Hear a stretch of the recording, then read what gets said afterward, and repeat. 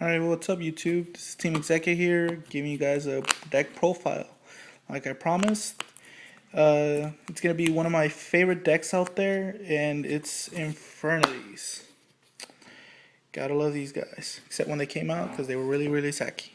But let's get into it.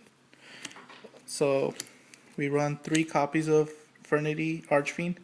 For those of you who play Infernities, you gotta know why we run him at 3. He's your best monster, he's your searcher, and he's your beater. All in one. Next, we have 3 copies of DT Necromancer. Gotta have him in DT, if not he don't work. He don't work if he's not in DT. Gotta say it. He's your wall, he revives. If you have 2 of them in the graveyard, you can do some nice combos. So, there's that. Run 2 Mirage. Why do we run 2 Mirage? Well, first, let's get this straight. He's a monster. So, that means he's susceptible to Solemn Warning or anything that stops monster summonings. So, that's 1. And also, because he's a monster, it's difficult to get him out of the hand, unlike a spell or a trap card. So, that's that. And if you run him at 3, you'll end up seeing him more often, which means you'll end up having him in your hand when you don't need him. And you don't want to have that, especially right in the beginning. Usually I'll always end up drawing 2 in first hand when I only run 2, and that's bad. Your 2 Infernity tuners. Let's start off by saying Beetle. Running him at 3 means a higher monster count, so you don't want that. Infernities don't run high monster counts, which means a lot of decks out there have been copying Infernities, like let's say 6 Samurai and Gravekeepers. But I guess, not copying them, but the fact is that the less monsters you have, the better the flow, I guess, nowadays, in our format. Let's see, so Beetle gets out your level 9, big guy over here. Gets out your level 6s, and other levels. Your Avenger does the same, except he gets out your level 8s, which are some of the most important ones. I think that's why he's the more important monster to get in the graveyard, unless you're pushing for game with Beetle and doing Trishula later on.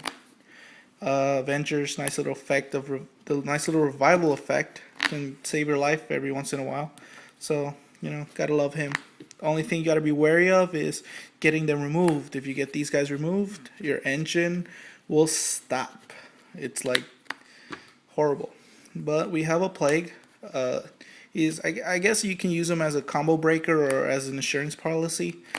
But other than that, I think he's pretty good. I always like Plague. I'm gonna do it like this: 2 Greffers and 1 Knight. I believe this is better than running 3 Infernos. I hate Infernity Inferno. What can I say? I love Greffers and Knight. They send things in the graveyard fast. Although the only thing that's bad about them is that they're a monster. And I run 1 copy of Stygian Street Patrol. I think 1 is fine. His effect isn't that good. I feel that, especially if you're running a low monster count, from the hand, you're usually not going to have it. You're going to have no cards in hand, and when you have him in the grave, the only reason you use 2 might be for the loop, or if you're trying to get out monsters from the hand, which you shouldn't be having a problem if you're doing it correctly. So, that's that. So now into the spells. We have 1 Launcher, because it's amazing. 1 for 1. It's truly a 1 for 1, in a sense. But in this deck, it does plus you. Gets a monster in the grave and special summons a monster. Mirage, usually. Rhoda gets your Warriors, Dark Hole, and Monster Reborn are the staples that replace Brain Control and Heavy Storm after the ban lists. Book of Moon, gotta love it. That's why it's at 1. Foolish, it's at 1 for a reason. MST at 2. Back row hate. And last and not least, Giant Trunade. All I gotta say about Trunade, pushes for game. That's all it's for. Now into the traps. Triple Barrier. It's your stop everything card. It's amazing. One of the reasons I love the deck. Uh, I think Barrier is just amazing. That's why it was played, but also because of the OTK thing. But I don't know. Barrier's amazing. That's all I can say. Inferno, hate it, but I gotta use it because it's one of the only good engines that works besides the Greffers, obviously. But in a spell or trap card form. If you guys have any better suggestions, I mean, I don't want to use hand destruction. It pluses my opponents, especially in our format. Don't want to use Dark World dealings because it pluses my opponent as well. So I mean, that's like basically the only option. I run 2 breaks. If I could, I'd make one of these into a solemn warning if I have enough to get a warning, because right now they're super expensive. So I'm running 2 breaks right now. Gets rid of those Infernos from the graveyard and pops a card. Staples, Mirror Force, Torrential, Double Bottomless, and Solemn Judgment. I believe those are like staple trap cards at this moment. Well, usually anyway. Call a Haunted, you want all that revival you can get. So Call a Haunted works. And Dust Tornado and the Transmigration Prophecy. My personal text, Dust Tornado. I really don't like Trap Stun that much, but who knows, I might put it in. Or I might take out the Transmigration and side it out for that Trap Stun. So who knows? But Transmigration has won me a lot of games. It really just stuns your opponent from that one graveyard play. I'll get into the side deck right now. It's pretty standard. You switch out the Dark Engine and then you put in a Lightsworn Engine, which is actually just like a puppy engine because all you use is triple Raikou. So, and you have 1 Cyber Dragon.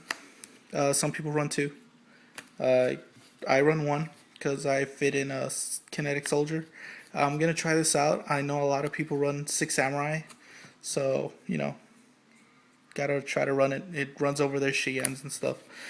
Charge, search out the puppies that never come for some reason.